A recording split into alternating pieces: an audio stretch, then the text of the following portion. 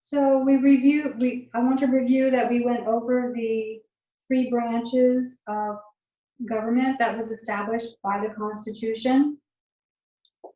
And those were created to restrain the power of each branch, that they would check so that there would remain a balance.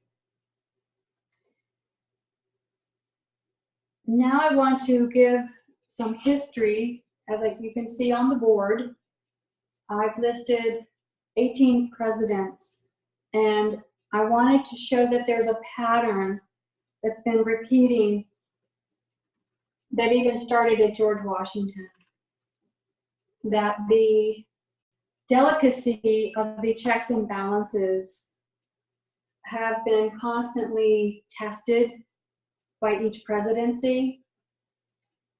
And when a president would do something, it would set a precedent for future presidents.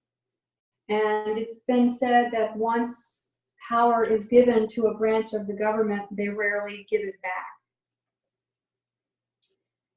So I'm also using references from the Imperial Presidency by Arthur Schlesinger. If you want to, it's a really good book. Look at that. So to define an imperial presidency, which is the unitary executive power, it would be a presidency that relies on powers beyond those allowed by the Constitution of the United States. So again, the 3 branches were established not for efficiency, but to avoid the arbitrary exercise of power. So we have seen through various means that presidents have acquired powers beyond the limits of the Constitution. There's no daily accountability. It happens every 4 years. That the change has been slow. In fact, what we consider normal would be, if you go back 100 years, would look vastly different. So I would like to start with George Washington, our first president of the United States. And I want to give a list of different things that each president did to show these patterns and to bring us to where we are now with Donald Trump. The first thing President Washington did was he sent emissaries overseas without legislative approval. So here we have the first president exercising his presidential power, but without Congress. Then in 1793, he formally announced a proclamation of neutrality. He unilaterally, by himself, as an imperial president, as a unitary executive president, determined that the new American Republic would remain neutral in the war between Britain and France during the French Revolutionary Wars. His main reason was economics. He wanted to continue trading with France and Britain. And so he continued, the ships kept going out, and they were eventually captured by both of those countries. So the proclamation, what did it do? It threatened legal proceedings against any American citizen who provided assistance to any country at war. This angered the American people greatly because they had been helped by the French, and they wanted to reciprocate that help. So the proclamation did not go over well. And he insisted, President Washington insisted, that the power to make such a determination resides in the president. This then created a precedent that future presidents would use. However, because it's a proclamation, it is not a law, and the grand juries refuse to enforce the proclamation. Another event that happened during his presidency was his Secretary of State, which was an old friend. There were rumors that he had taken a bribe from a French envoy, and he dismissed him without congressional approval. Now, nowhere in the Constitution does it say a president can dismiss an official that has been approved by the Senate. But it does say in Article 1 that the Senate will approve the appointees that the president picks. So logic would say, well, if they have to be approved to work there, then the Senate would have to approve their dismissal. But that's not what happened. He tied his administrative system of unitary executive power to dismiss these officials to his office. During the last 2 years of his presidency, he was mockingly offered a crown because of the actions that he took in his presidency. So he had become very unpopular in the last few years, and it was basically newspapers that were loyal to Jefferson that were doing these character assassinations. So the next president is John Adams. We spoke about him in the previous presentation about the Alien and Sedition Acts. And interestingly, he did get congressional approval for this act, but the Congress was on his side. It was in the favor of the president that they passed this act, and it was to silence the objectors, the Democratic Republicans, and Thomas Jefferson. I had spoken about that there were 4 acts. The Naturalization Act, which changed the residency requirements from 5 years to 14 years, which then greatly diminishes the ability for immigrants to vote in upcoming elections. The Alien Act, which Congress authorizes the president to deport aliens that were determined to be dangerous or a threat to the peace and safety of the nation. And of course, this determination is made by the president. The Alien Enemies Act, this permitted the arrest and imprisonment and deportation of aliens from enemy countries. So if you are at war with a specific country and you are an immigrant in this country, you can be deported, which is very similar to what happened. Well, I'll get to that later. I'll talk about that later. And then the 4th act is the Sedition Act.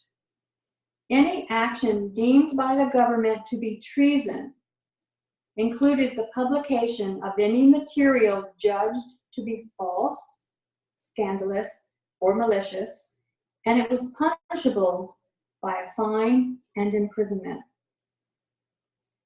20 editors of newspapers were arrested and their businesses shut down. The public opposition was so great that it helped to get Thomas Jefferson elected in 1800.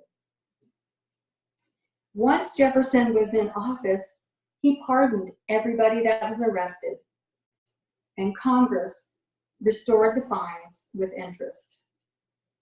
So here's an example of a framer of the Constitution, John Adams, who believed it gave him and Congress the power to silence the people when the people disagreed with him. And this is our first 2 presidents. We're already seeing the cracks in our three branches. So the Congress worked in alliance with the president for a joint goal of silencing these people. So Thomas Jefferson was elected. So in 1801, America learned that Spain had agreed to return Louisiana to France. At that time, New Orleans was a major economic port area for the economy of the United States, along with the Mississippi River. So Jefferson, he wanted to buy that land, he wanted it now. So he quickly sent a special envoy to France to negotiate a purchase. The envoys accepted France's offer of over 800,000 acres of land for $15 million, even though the envoys had been given a mandate of only to spend $10 million. They negotiated the treaty, came to an agreement, and the envoys returned to the United States. And on July 4th, they announced the treaty that they were going to get Louisiana purchased. And this was done in 1803, July 4th, 1803. Congress had not approved it yet, but here it is being signed and announced before Congress.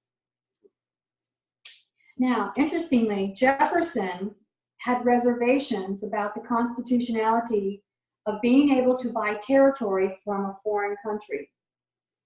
And he argued that an amendment to the Constitution was necessary, and he even drafted one. But his cabinet members argued against the need, and the Congress actually disregarded his draft. So here's a president trying to stay within the confines of the Constitution, and the Congress doesn't. So again, we see another crack.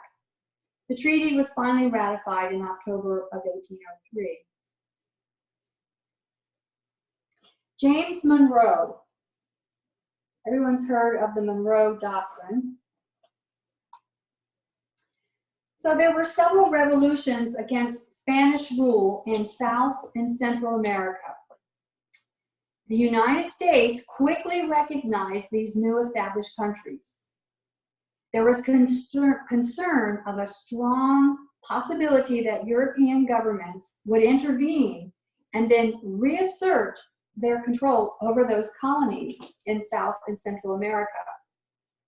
So President Monroe declared the Monroe Doctrine in 1823, declaring that from this point forward, America is the dominant power in the Western Hemisphere. So already we're creating spheres of influence and working our way into becoming a global power.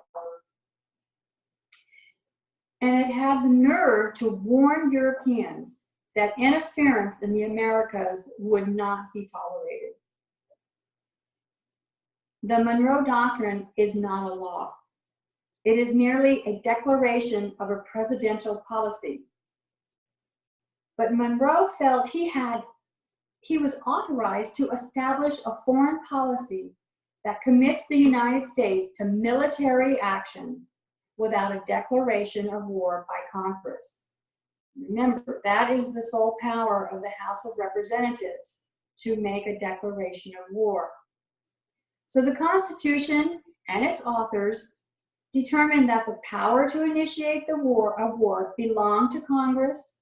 The president had the responsibilities to conduct ongoing wars and ongoing foreign relations, and to respond to sudden attacks if Congress were not in session.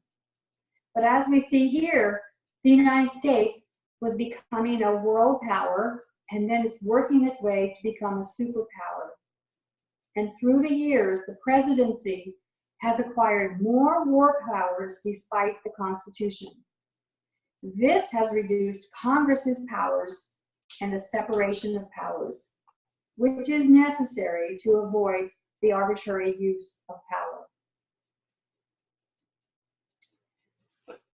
Next, we have James Polk. he actually sent troops to an area between Texas and Mexico in 1846, because during that time there was a lot of discussion and debate about annexing Texas, and James Polk wanted to do that. So he provoked a war, and then he manipulated the Congress into recognizing a state of war. At that time, there was a representative in the House, and his name was Abraham Lincoln. And he stated that if this was allowed, a president could arbitrarily make war just as the monarchs do, and that the Constitutional Convention recognized that declaring war must not be in the hands of one man.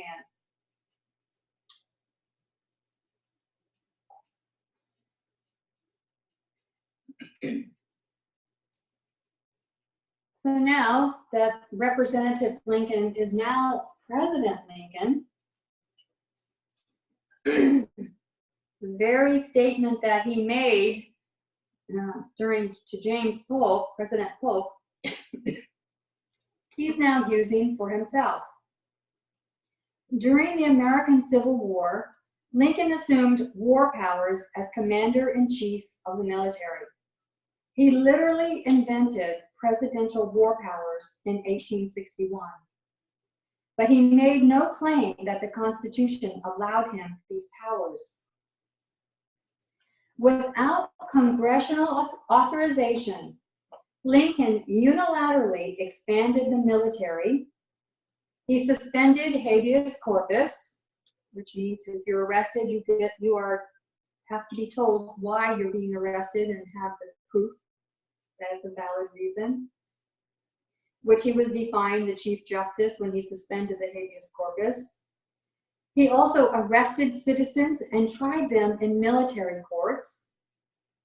He proclaimed martial law. He seized property. He censored newspapers, and he emancipated the slaves, all without congressional authority. Excuse me. Lincoln justified the actions as necessary to preserve the country rather than by the Constitution.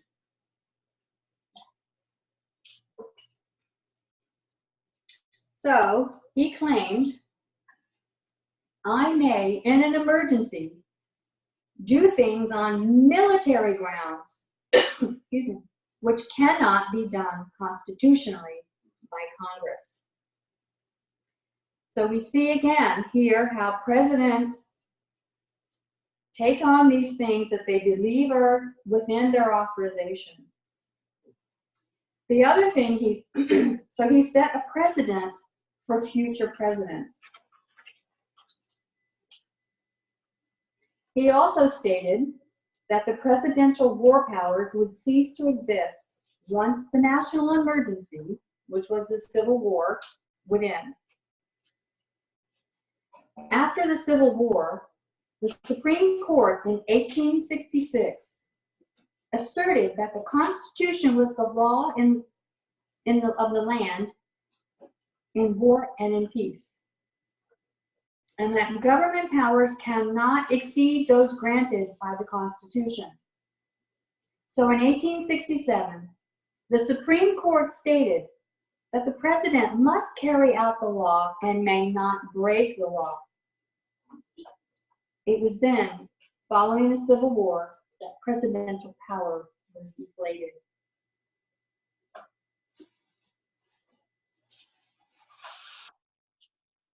Next is William McKinley.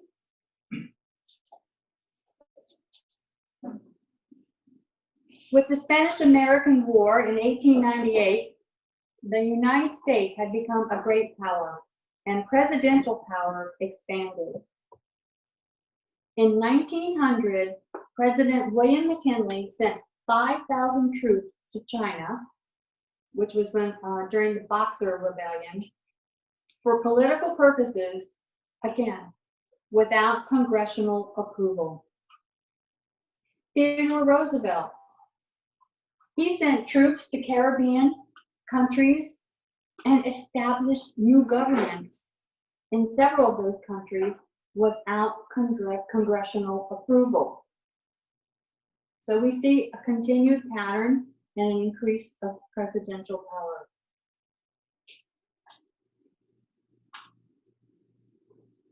Franklin Roosevelt.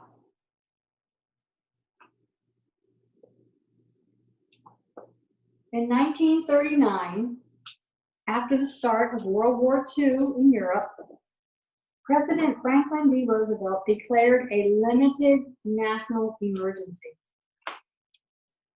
So the concept of a limited national emergency seems to rest on implied and assumed powers of the president and the assertion of it by him. So it starts out as a limited national emergency in 1939, but then in 1949, he determined that the nation was in a state of unlimited national emergency. And then Congress in 1947, 2 years after the end of World War II, they end the national emergency. Now, I'd like to define for you what the national emergency power is defined as. The president may seize property and organize and control the means of production, seize commodities, steel, manufacturing companies. He can assign military forces abroad, institute martial law, seize and control all transportation and communication, regulate the operation of private enterprise, restrict travel, and in a variety of ways, control the lives of United States citizens. So we've seen throughout history, the history of the presidency, that a pattern has emerged that the president assumed greater powers during the emergency. I believe there's currently 34 national emergencies still on the books for the United States. And they all have to do with various war on terror. And I think if you use Wikipedia, you can find a list of them, of all the national emergencies that have been called for, those who have ended, and the ones that are still in effect. So after the emergency has passed, Congress would assert itself. And that occurred after the Civil War and World War I. But interestingly, after World War II, Congress did not assert itself as much anymore because of the Cold War. And now we come to Harry Truman. In 1950, Truman had sent troops to the Korean War without congressional approval. In 1952, Truman feared a national strike by the steel industry would impair the military's ability to fight the Korean War. So he ordered his Secretary of Commerce to seize and operate the steel mills without congressional approval. So it makes you wonder, where is Congress when all of this is happening? The pattern that I see is that if the Congress is the same political party as the president, you don't see much resistance. The Supreme Court, however, did their due diligence and did judicial review and found that those actions were unconstitutional. You cannot apply the national emergency of the Constitution to domestic matters. By 1952, Truman had increased the armed services to 3.6 million, and that by itself resulted in an increase of presidential power. Before then, only Lincoln had increased the army without congressional approval. On top of that, there were an additional 50 treaties, which increased presidential responsibilities and power in the 1950s. The CIA, which is one of the agencies within the executive branch and which answer only to the president, so under his direction, they overthrew the governments of Iran in 1953 and Guatemala in 1954. They also attempted, but failed, to overthrow the government of Indonesia. The CIA also installed a new government in Egypt in 1954. And the CIA also helped organize Cuban refugees to overthrow the Cuban government. All of this was done without congressional approval. So we see the presidency's control of foreign policy has vastly increased. And this is the global growing of a superpower, of increasing spheres of influence. So while the president's control of foreign policy is increasing, it's also decreasing the constitutional separation of powers. In the decade after the Korean War, most liberal and conservative members of Congress agreed on presidential control of foreign policy. That was totally new. That was under True. That was under True. Mm-hmm. Next is Lyndon Johnson.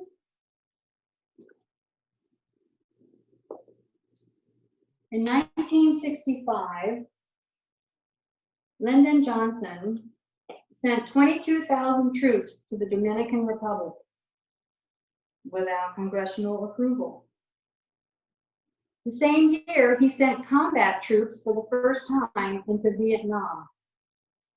That war was the longest in the US history and resulted in the fourth largest number of US casualties after the Civil War and the two World Wars.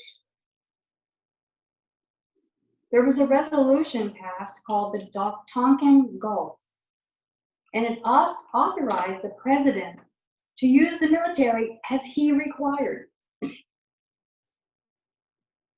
So Lincoln had believed that if a president could bring the country to war, he held the power of a king. So the passing of this resolution of the Tonkin Gulf had made the president into a king because he was allowed to use the military as he required, basically transferring the war powers from Congress to the president.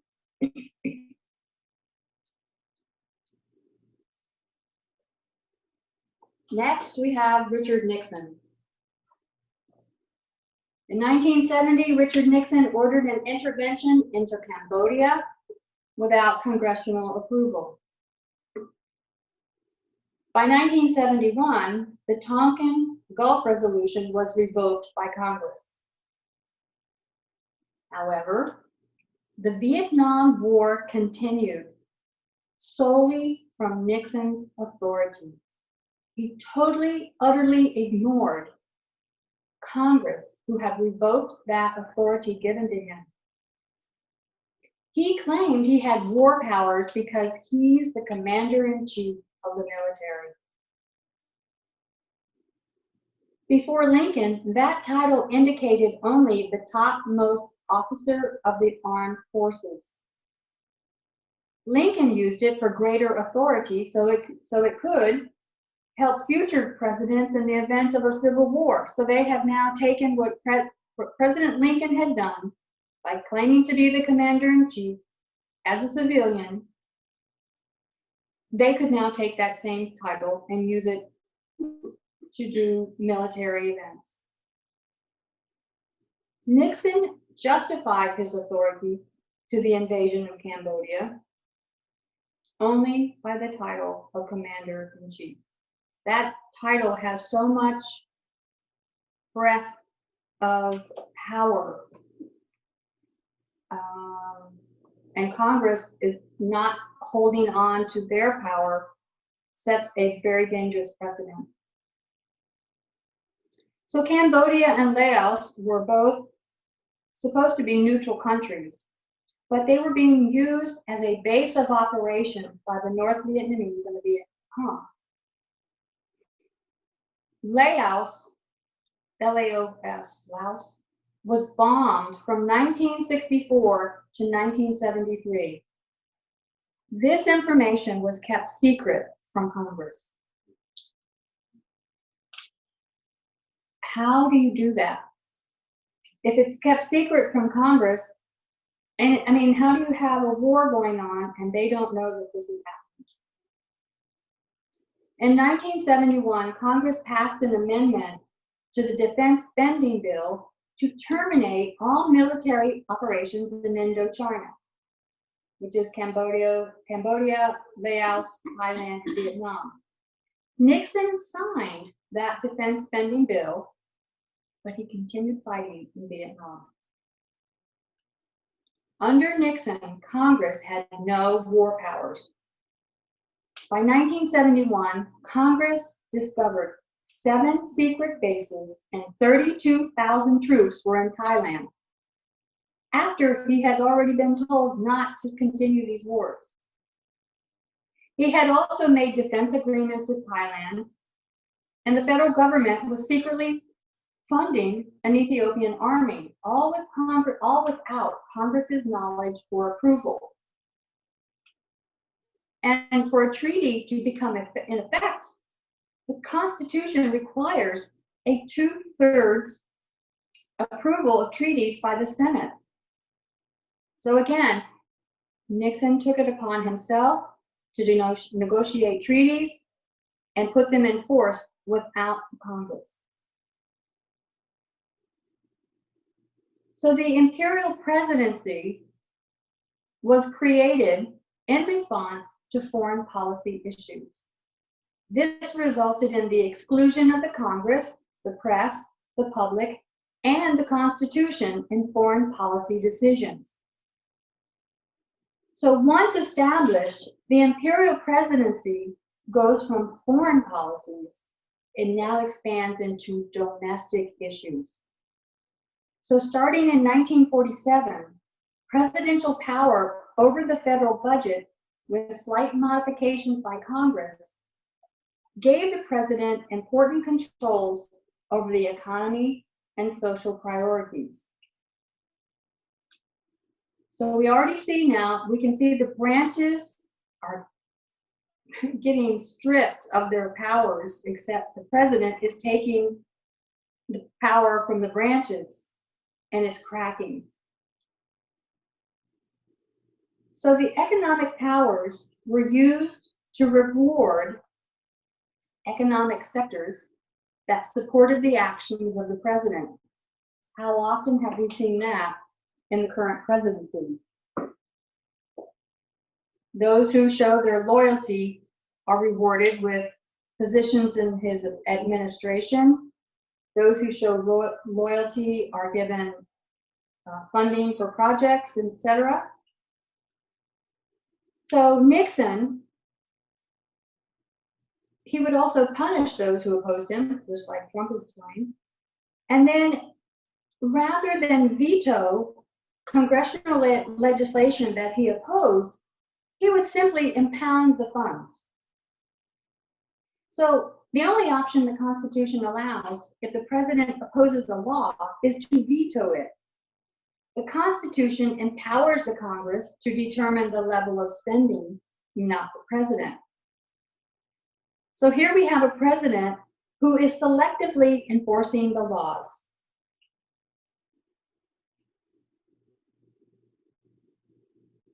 It wasn't until 1973 that Congress reasserted its authority after Watergate. They tried to limit FBI and CIA activities through the Church Committee investigations of the mid-1970s.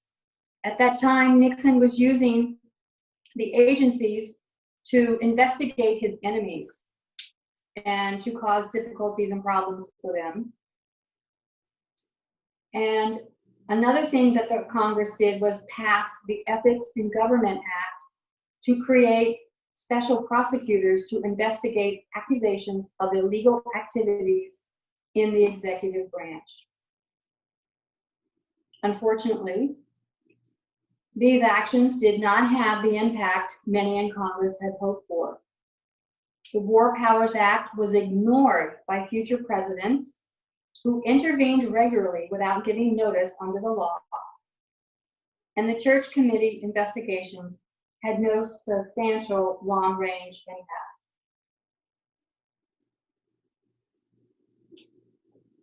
So now we start, and that was just a brief list of the things that Richard Nixon did. In fact, all of these are just a few things that I pulled out, but if you do a study on each president, you will be able to find more information about how they governed while they were president. So our next president is Ronald Reagan.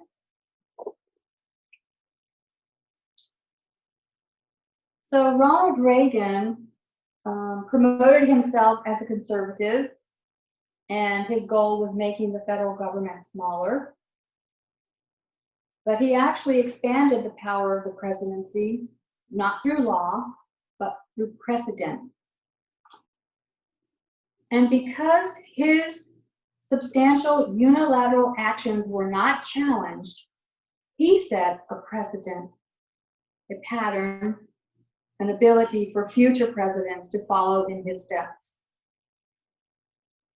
This was particularly evident in foreign policy, most notably the Iran-Contra affair. At that time, Congress had banned any involvement or intervention in the civil war raging in Nicaragua against the leftist Sandinista government. But Reagan's administration nevertheless arranged secret arms sales to Iran, and then used that money from those sales of weapons to support the anti-government Contras in Nicaragua. So some members of Congress actually called for impeachment proceedings.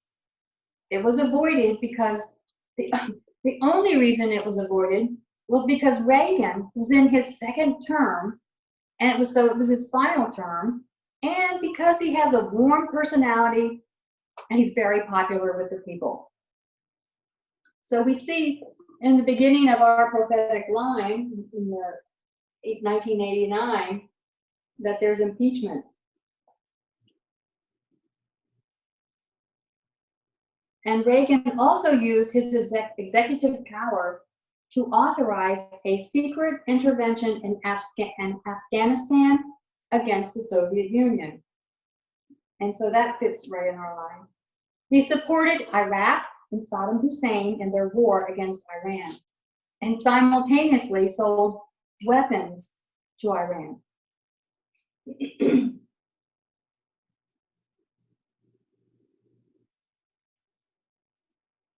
Next one is George Bush Sr. He also intervened internationally without congressional authority. He authorized the invasion of Panama in 1989. He organized a coalition to force Iraqi dictator Saddam Hussein out of Kuwait during the brief Persian Gulf War of 1991. And he did not seek a congressional declaration of war. He simply gained an authorization to use force. Bush, with his Attorney General, William Barr, that name should be familiar to us. That's also President Trump's Attorney General. So Bush pardoned the major figures who had been convicted or were still facing trial as part of the Iran-Contra scandal. And I think it was 6 people who were eventually pardoned, and high-up officials. This also prevented any further investigation of the possibility that Bush himself was involved in that scandal. And so now we have Bush is following in Reagan's footsteps. He continued to take unilateral action in foreign policy, and he acted to ensure that Reagan never was held responsible for his presidential actions, thus confirming that the presidential powers had expanded. Okay, the next one we have is Bill Clinton. So once the Republican opposition gained control of both houses of Congress in the midterms of 1994, interestingly, the Republicans were less supportive of unchecked presidential power of a Democrat. And this is one of the other patterns we can see. And I haven't put that together, but it's easily discernible. So while they were unconcerned about presidential power under Reagan and Bush, they complained that Clinton abused executive orders on domestic issues, including the environment. Clinton was also heavily investigated and even impeached over his personal behavior with women.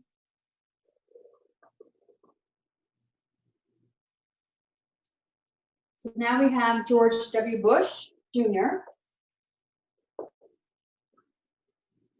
He came to power after a contested presidential election of 2000. He brought in Vice President Dick Cheney and Secretary of Defense Donald Rumsfeld. And it was after the attacks of September 11, 2001, that Cheney and Rumsfeld used national security concerns to justify the use of surveillance and enhanced interrogation techniques, torture. The Patriot Act was then passed with very few dissenting votes, and the Department of Homeland Security was created. So here again, we have a Republican president, and we have an emergency, September 11, and now we have all these expanding powers being approved by Congress, further empowering the executive branch. The decision to go to war in Afghanistan and Iraq was based on faulty information. This caused some to call for an impeachment of George Bush Jr. And a bill was actually introduced by Congressman Dennis Kucinich of Ohio, along with Robert Wexler of Florida in 2008. The charges lodged against Bush in the impeachment resolution included accusations that Bush had misled the nation on the need for the invasion of Iraq. His conduct of the Iraq War, the treatment of detainees, the National Security Agency warrantless surveillance, and failure to comply with congressional subpoenas. However, Democratic Speaker Nancy Pelosi resisted any movement toward an impeachment because Bush was coming to the end of his second term, just like Reagan. Barack Obama. So once the Democrats lost control of the House of Representatives in the midterm 2010 elections and control of the Senate in the 2014 midterm elections, the Republicans worked mightily to attempt to block the agenda of the new president, Barack Obama. Republicans argued that Obama was abusing his power with excessive use of executive orders on issues such as the creation of numerous commissions and boards and committees and task forces, along with Obama's actions on environmental protections, his healthcare actions, and his initiatives on opening up relations with Cuba and authorizing the Iran deal to prevent nuclear development. The Republicans further curtailed his agenda as they refused to even consider the nomination of Merrick Garland to replace Anton Scalia on the Supreme Court after his death in 2016, and he also prevented other judicial confirmations to the lower courts. This has enabled the Republicans to hold open hundreds of vacancies of judges all across the nation. And at this point, I think Donald Trump has now appointed almost 300 judges. And of course, they're conservative. Interestingly, so we have the Republicans against the Democratic president. But interestingly, Obama's administration was scandal-free, and no cabinet officers or other high-ranking figures were indicted or convicted for corruption, which had been endemic under Reagan and the second Bush in particular. There was one thing they actually also accused him when he said regarding immigration, that if Congress didn't do something, he would take matters into his own hand. And you can understand now why he said that, because they were not working with him on anything. Everything he did, he hit a brick wall. And if he tried to use every ability possible within the executive branch to get things passed for the benefit of the people of this nation. Okay, and then we have Donald Trump. The list was way too long to discuss the things that he has done, but I'm sure, like good students of prophecy, everybody knows, you've been reading the newspapers and hearing the news over what he's said and done. So Trump has made the controversies under Republican presidents Reagan and the two Bushes, they look minor in comparison. Some even consider his abuse of power as more scandalous than the presidency of Richard Nixon. So there's the concern over the Russia collusion in the election in 2016, Trump's violation of the emoluments clause, which is he's making money every time a foreign emissary or there's a meeting held at his Trump hotels. He's also the abuse of power, the obstruction of justice, and the massive corruption and incompetence of so many cabinet officers and other high officials under Trump, which make him seem unfit for office. The crisis is greater than Watergate in many respects because Trump has made it clear he will not cooperate with any congressional committee on demands for evidence and witnesses. He has jokingly asserted the right to an extra 2 years as president because he believes he has been mistreated in his first 2 years due to the Robert Mueller investigation. And his Attorney General, William Barr, the same man who assisted George Bush Sr. in his move toward blanket pardons in 1992, is also refusing to give congressional committees the entire Mueller report without redactions, which means they're claiming executive privilege. You can't know about this. And now Trump has declared he will not cooperate on any legislative actions by Congress until the witch hunt he sees against him comes to an end.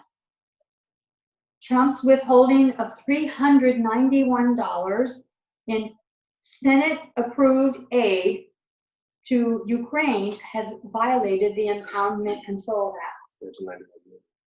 $391 million. When Congress refused the president's request for funds to build the wall on the southern border, what did Trump do? He actually took money from other parts of the government, which was later declared illegal by a federal judge. Trump's team kept the whistleblower complaint from Congress as well, and a clear obligation, despite a clear obligation to hand it over. He has also refused to fill crucial vacancies within the executive branch, leaving the Federal Election Commission unable to take any enforcement actions for violations of federal campaign laws in the lead up to the 2020 election. Let's unpack that a little bit. He's left vacancies in the executive branch, which means there's positions for officials, and it's the Federal Election Commission. So they're not able to take any enforcement actions for violations of federal campaign laws. Rather than making formal appointments and soliciting the Senate's advice and consent, as the Constitution requires for top-tier officials, Trump has found a new way to bypass the Congress, the Senate. What he does is he installs temporary appointees in key posts in his administration. So they would have the title acting Attorney General or acting Department of Homeland Security Director. That then prevents him from having to get Senate approval, but he's able to appoint the person he wants. So one of the founding principles of the Republic was that the federal military should not be involved in domestic law enforcement. Trump recently claimed authority based on the 1807 Insurrection Act, which is only used in natural disasters or riots, and it's as requested by the governors. So again, he's claiming this authority that he does not have.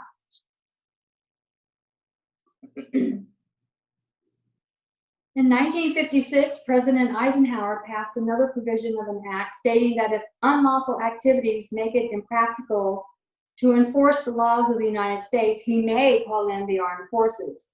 And interestingly, in 1957, Eisenhower sent in military troops to Little Rock, Arkansas, to help with the desegregation of public schools. So Trump is using his executive powers to attempt to reverse all of Obama's accomplishments in office, and that of many other presidents in the past century. Think about it. He's unraveling everything that's ever been done. This is unchecked presidential power that has never seemed more of a threat. There is a constitutional crisis coming. There's been a transforming of the presidency and a destroying of the separation of powers and checks and balances created by the founding fathers in 1787. So in summary, the framers thought that the three branches would remain co-equal and that it would maintain the Constitution's delicate balance. But over time, the executive branch has become the dominant branch. And this unbalancing contributes to the political polarization of the people. In 1787, the framers created a strong executive to replace a weaker leadership structure that the Articles of Confederation had provided. But what they did is they created a strong Congress as the first and most important branch of the government. They expected that the president would occasionally check the democratic enthusiasm of Congress as part of his mission to uphold the Constitution and execute the law. But they attempted to ensure that the work of democracy would happen mainly through the legislative work of that first branch. In other words, they gave us a congressional government. But yet over time, the president has become the main agent within U.S. democracy. Presidential government has replaced congressional government. It's an unbalancing of the framers' design, and it's a hard one to stop. The executive office accrues unprecedented, unconstitutional powers with each new president. And we saw this with the short history of these 18 presidents. Whatever one did, it was carried forward to the next president, and then he added even more power. And I'd like to finish with a quote from the book Imperial Presidency. And again, the topic was originally based on President Nixon, but it's valid for today. President Nixon's errors resulted in the expansion and abuse of presidential power. If future presidents govern by decree, impeachment will be necessary to rein in the presidency excuse me, and support the Constitution. With a constitutional presidency, any illegal or unconstitutional actions by a president's administration must be exposed and punished. A constitutional presidency, as the great presidents had shown, could be a very strong presidency indeed. But what kept a strong president constitutional? In addition to the checks and balances incorporated within his own breast, was the vigilance of the nation. Neither impeachment nor repentance would make much difference if the people themselves had come to an unconscious acceptance of the imperial presidency. The Constitution could not hold the nation to its ideals it was determined to betray. So basically, the Constitution, we realize in the preamble, it says, "We the people." The framers put together a guideline, a document, a constitution, to show how to govern ourselves. And it's we the people that were required to keep those guidelines in their proper place and in the proper branch. And it's a violation of that duty over the history of this nation that is enabling the dragon to speak. Let's close with prayer.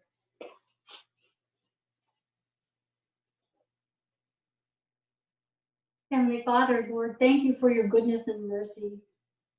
Thank you for giving us light into the histories of our government, that we may see the patterns that have developed, and that as we live in the present, we look in the past, and we will see what will happen in the future. We thank you, Lord, for all your goodness and mercy. We ask your continued blessings. We pray this in Jesus' name. Amen.